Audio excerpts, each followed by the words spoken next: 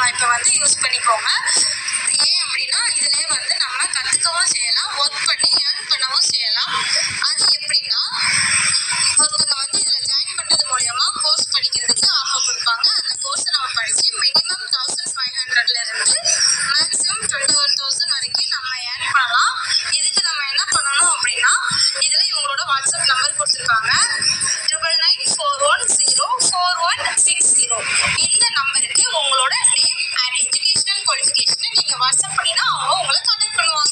Skip பண்ணாதீங்க. பெரிய தப்பு. தினம் 300 ரூபாய் சம்பாதிக்க அரிய வாய்ப்பு. இன்ஸ்டாகிராம், ஃபேஸ்புக் பயன்படுத்த தெரிந்தால் போதும். Content post and content publishing மூலமா தினம் 300 ரூபாய் சம்பாதிக்கலாம். இந்த வேலை செய்ய 5 நிமிடம் போதும். Work training support, group communication support, all language customer live chat support, முக்கியமா சொந்தமா ஒரு பிசினஸ் ஸ்டார்ட் பண்ற அளவுக்கு உங்களால கற்றுக்கொள்ள முடியும், சம்பாதிக்கவும் முடியும். இந்த வேலை வாய்ப்பு வழங்குவது 5 வருடத்துக்கு மேல ரன் ஆகிட்டு இருக்க நம்ம தமிழ்நாட்டு company school of business organisation private limited. மேலே விவரங்களுக்கு டிஸ்கிரிப்ஷன். அரைச்சு வச்ச மசாலா மீன் குழம்போட டேஸ்ட் ரொம்பவே சூப்பரா இருக்கும். இதுல சேர்த்திருக்க மசாலா தான் இந்த மீன் குழம்போட டேஸ்ட் நல்லா தூக்கி கொடுக்கும். இந்த மீன் குழம்பு சாதத்தோட போட்டு பிசைஞ்சு சாப்பிடும் போது ரொம்பவே அட்டகாசமா இருக்கும். அதே போல இட்லி தோசைக்கும் ரொம்பவே சூப்பரா இருக்கும்.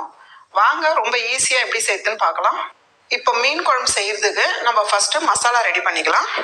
பேன் சூடானதும் 1 டேபிள் ஸ்பூன் அளவுக்கு தேங்காய் எண்ணெய் சேர்த்துக்கலாம். எண்ணெய் சூடானதும் ஒரு 1.5 டேபிள் ஸ்பூன் அளவுக்கு மல்லி சேர்த்துடலாம். கூடவே 1 டேபிள் ஸ்பூன் அளவுக்கு மிளகு சேர்த்துடலாம். 1 டீஸ்பூன் அளவுக்கு ஜீரகம் சேர்த்துடலாம்.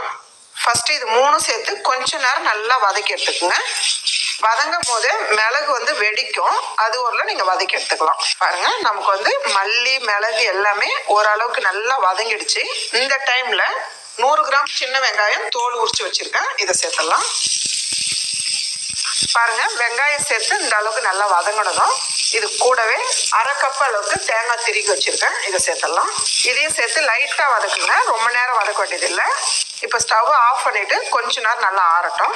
ஒரு சின்ன எலுமிச்சம்பழம் சைஸ் புளி எடுத்து நல்லா கரைச்சி வச்சிருக்கேன். கரைச்சி அந்த திப்பி வந்து நல்லா வடிகட்டி நம்ம எடுத்துடணும். இந்த அளவுக்கு திப்பி இல்லாம இருக்கணும். நீங்க எவ்வளவு குழம்பு வைக்கிறீங்களோ அதுக்கேற்ற தண்ணி சேர்த்துக்கணும். நான் வந்து 2 பழுத்த தக்காளியா கட் பண்ணி வச்சிருக்கேன், இதை இதுல சேர்த்து நல்லா கரைச்சி எடுத்துக்கலாம். நல்லா தக்காளி சேர்த்துட்டு நல்லா கரைச்சிடுங்க. பாருங்க, இந்த அளவுக்கு நல்லா கரைச்சி எடுத்துக்கோங்க. இதை நம்ம ஒரு பக்கமா வச்சிடலாம். நம்ம வதக்கி வச்ச மசாலாவை இதுல சேர்த்துடலாம். ஆறுனதுக்கு அப்புறம் சேர்த்துருங்க. சூடா அரைச்சிங்கன்னா மேல வந்து தெரிக்கும். இது கூடவே 2 டேபிள் ஸ்பூன் அளவுக்கு மிளகாய் தூள் சேர்த்துடலாம். 2 டேபிள் ஸ்பூன் அளவுக்கு தண்ணியும் சேர்த்துடலாம். இதெல்லாம் சேர்த்துட்டு இப்போ நல்லா அரைச்சி எடுத்துக்கலாம். பாருங்கம்மா, இந்த அளவுக்கு நல்லா அரைச்சி எடுத்துக்கங்க. லைட்டா கொரகொரப்பு இருக்கட்டும். இப்போ ஒரு பாத்திரம் வச்சுக்கலாமா. பாத்திரம் சூடானதும் நான் வந்து ஒரு 2 டேபிள் ஸ்பூன் அளவுக்கு தேங்காய் எண்ணெய் சேர்த்துக்கிறேன். எண்ணெய் சூடானதும் 1/4 டீஸ்பூன் அளவுக்கு வெந்தயம் சேர்த்துடலாம். கூடவே 1/2 டீஸ்பூன் அளவுக்கு கடுகும் சேர்த்துடலாம். கொஞ்சமா ஜீரகம் சேர்த்துடலாம். கடுகு நல்லா வெடிக்கணும், வெந்தயம் அதே போல நல்லா செவந்து வரணும். இந்த அளவுக்கு வெடிக்கும் போது நான் வந்து ஒரு 50 கிராம் பூண்டு எடுத்து உரிச்சு தட்டி வச்சிருக்கேன், இதை சேர்த்துக்கலாம். பூண்டு வந்து லைட்டா கொஞ்ச நேரம் வதக்குங்க. இது கூடவே 100 கிராம் சின்ன வெங்காயம் நறுக்கி வச்சிருக்கேன், இதையும் சேர்த்துக்கலாம். தேவையான அளவு கருவேப்பிலை சேர்த்துக்கலாம். கூடவே 3 பச்சை மிளகாய் சேர்த்துக்கலாம், கட் பண்ணாம சேர்த்துக்குங்க. இப்போ இதெல்லாம் சேர்த்து நல்லா வதக்கிடுங்க. ஃபர்ஸ்ட் வெங்காயம் வந்து நல்லா வதங்கணும். இது கூடவே ஒரு 1/4 டீஸ்பூன் அளவுக்கு மஞ்சள் தூள் சேர்த்துடலாம். இதையும் சேர்த்து லைட்டா வதக்கிடுங்க. கூடவே நம்ம அரைச்சி வச்சிருக்க மசாலா. உங்களுக்கு வந்து காரம் ரொம்ப மைல்டா இருந்ததுன்னா நீங்க மிளகாய் தூள் இன்னும் கூட கொஞ்சம் சேர்த்துக்கலாம்.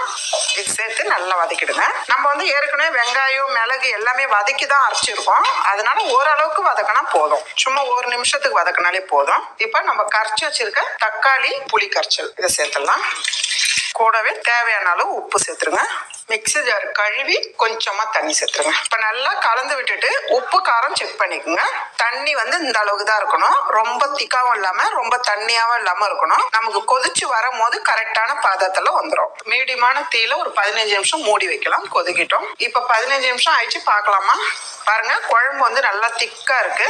அதே போல எண்ணெய் நல்லா தனியா திரிஞ்சு வந்திருக்கு. பாருங்க, இந்த அளவுக்கு திக்கு இருக்கணும், ரொம்ப தண்ணியா இருக்க கூடாது. நம்ம வைக்கும் போது கொஞ்சம் தண்ணியா இருந்தது, கொதிச்சதுக்கு அப்புறம் கரெக்டா ஆயிடுச்சு பாருங்க. இப்போ வந்து மீன் சேர்த்துக்கலாம். நான் வந்து 3/4 கிலோ மடவ மீன் எடுத்திருக்கேன். வால், தலை, அதே போல துண்டு எல்லாமே சேர்த்து குழம்புல போடுறேன்.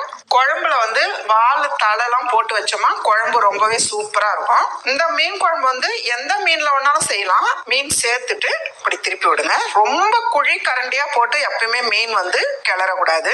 இதை போல ஒரு பட்டை கரண்டியா போட்டாதான் மீன் வந்து உடையாம இருக்கும். இந்த அளவுக்கு கலந்துட்டு ஒரு 4 நிமிஷத்துக்கு மூடி வைங்க. அடுப்பு தீ வந்து ஃபாஸ்டா வைக்காதீங்க, மீடியமான தீயில மூடி வைங்க. 4 நிமிஷம் விட்டுருக்கேன், பார்க்கலாம். பாருங்க குழம்பு வந்து நல்லா கொதிச்சிருக்கு பாருங்க. இப்போ வந்து அப்படியே கிளறி விடுங்க. அதே போல மீனும் நமக்கு உடையாம அப்படியே இருக்கு பாருங்க. பாருங்க மீன் நல்லா வெந்திருக்கு பாருங்க. மேலவே பொடியா நறுக்குன கொத்தமல்லி சேர்த்துக்கலாம். அவ்வளவுதான்மா. நல்ல ஒரு டேஸ்டான ஒரு டிஃப்ரெண்டான அரைச்ச வச்ச மசாலா மீன் குழம்பு ரெடி.